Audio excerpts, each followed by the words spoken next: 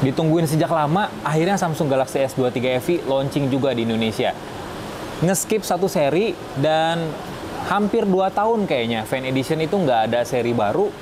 Ya, di tahun ini akhirnya Samsung ngeluncurin nih, Samsung Galaxy S23 FE.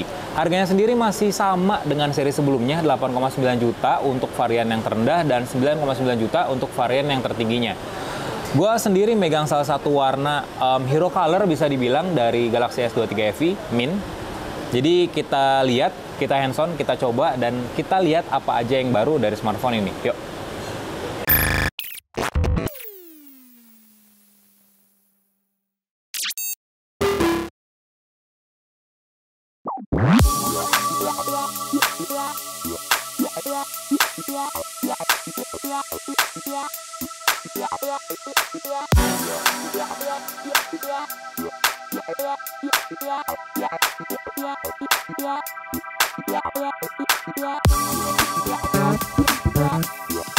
Kalau dilihat dari desainnya, sebenarnya Galaxy S23 FE ini percampuran antara desain dari Galaxy S23 atau Galaxy S23 Plus sama Galaxy A54.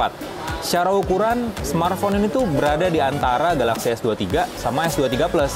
Karena dari ukuran layar, smartphone ini punya layar berukuran 6,4 inci.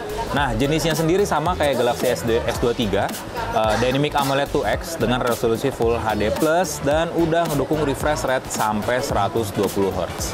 Refresh rate-nya pun adaptif, jadi ada 2 pilihan di sini antara standar dan adaptif. Secara default kita bisa set kecepatan refresh-nya di pengaturan adaptif. Bedanya dari Galaxy S23 cuma satu di bagian layar, yakni bezel kiri, kanan, atas, bawahnya yang cukup tebal di smartphone ini. Nggak setipis Galaxy S23 atau S23. Ya, makanya gue bilang smartphone ini lebih kemirip Galaxy A54 karena secara ukuran bezel mirip-mirip nih sama Galaxy A series terbaru yang udah di launching Samsung beberapa bulan yang lalu. Di bagian belakang sebenarnya ada beberapa warna, dan salah satu warna yang menarik bisa dibilang adalah warna mint. Terus juga ada warna eksklusif yang dijual Samsung secara online di situs resminya. Samsung tuh nggak ngikutin tren warna-warna gradasi kayak ya smartphone keluaran Cina lah. Cuman satu warna aja dibikin glossy yang ngelapisin bodi kacanya. Cuman ngandelin pantulan cermin aja tanpa ada efek gradasi, tapi smartphone ini kelihatan menarik. Cuman satu kurangnya, karena bodinya kaca dibikin glossy pula, gampang banget jejak-jejak sidik jari nempel di smartphone ini. Jadi agak kelihatan kotor kalau nggak pakai casing. Tapi untungnya Samsung ngasih beberapa aksesoris casing resmi buat smartphone ini yang bisa kalian beli di situs resmi Samsung. Masih ngomongin ke bagian belakang, smartphone ini beneran mirip kayak Galaxy S23 series karena bingkai kameranya dibikin frameless, jadi cuma ada 3 lensa aja. Kamera utamanya udah pakai sensor 50 megapiksel, setara sama Galaxy S23. Cuman kamera telefotonya 8 megapiksel aja dengan kemampuan sampai 3 kali optical zoom. Tapi ya emang bakal lebih menurun sih detailnya ya kalau di head to head sama Galaxy S23.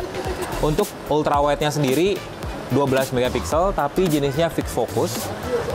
Tapi ya menurut gua 3 lensa ini udah cukup banget lah buat nemenin kalian atau buat ngedukung kalian ngonten di mana aja. Apalagi memang sistem pencitraannya Samsung sendiri untuk sistem kameranya emang bagus sih. Dari mulai detailnya, dari mulai warnanya sampai rentang dinamisnya tuh menurut gua udah proper banget lah. Tapi nanti bakal gua bahas lebih lanjut di video review nantinya. Untuk kamera depannya sebenarnya turun nih dibandingin sama S21 FE 5G. Kalau di seri sebelumnya 32 megapiksel, sekarang cuman 10 megapiksel aja dan fixed focus pula. Jadi nggak ada fitur autofocus di sini. Nah, yang kalian tunggu-tunggu nih, smartphone ini kan ditenagain sama 2 tipe prosesor ya, ada dari Snapdragon dan juga Exynos. Di Indonesia sendiri, Galaxy S23 FE ditenagain sama prosesor Exynos 2200. Kalau kalian nggak inget itu prosesor apaan, jadi prosesor itu disematin di Galaxy S22 series. Jadi secara performance sebenarnya smartphone ini setaranya dengan Galaxy S22 series. Dan kalau kalian nggak inget pula, Exynos 2200 tuh punya kartu grafis alias GPU yang menurut gue menarik. Beda dari lainnya karena berbasis AMD.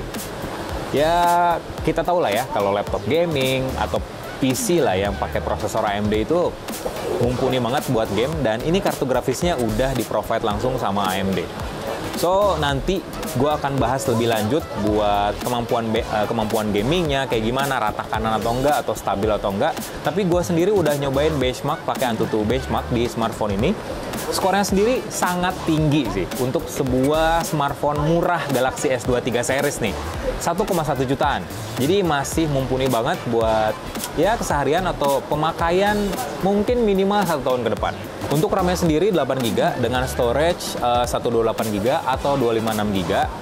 Jenis RAM-nya LPDDR5 dengan storage-nya itu UFS 3.1. Jadi beda jauh nih sama Galaxy S23 series yang pakai RAM LPDDR5X sama memori penyimpanan UFS 4.0. Baterainya lebih unggul daripada S23 karena baterai dari S23 FE ini kapasitasnya 4500 mAh. Fast chargingnya udah 25 watt dan udah ngedukung wireless charging juga. Cuman dalam paket pembeliannya kita cuman dapetin kabel USB aja. Karena ya dusnya sendiri tipis sih. Fitur-fitur lainnya, smartphone ini udah punya rating IP68. Jadi bisa dicemplungin istilahnya di air tawar di kedalaman 1,5 meter, durasi 30 menit. Dan smartphone ini juga udah berjalan di One UI versi 5.1 dengan basis Android 13. Galaxy S23 FE dapat jaminan 4 kali upgrade OS, jadi kalian bisa dapetin Android sampai versi 17 di smartphone ini, sama 5 tahun patch keamanan rutin tiap bulan sih. So, dengan harga 8,9 juta untuk RAM 8 128GB, terus 9,9 juta untuk varian 8 256GB, menurut kalian smartphone ini cocok nggak nih buat dibeli di akhir tahun ini? So gitu aja hands-on first impression gue tentang Samsung Galaxy S23 FE ini. Tungguin review lengkapnya di channel Yuzontech, asalkan kalian subscribe dulu nih channel Yuzontech. Nyalain loncengnya biar tahu nih video-video terbaru dari kita. Like video ini, kasih komen juga, dan share jangan lupa. Gue Faisal, pamit dulu.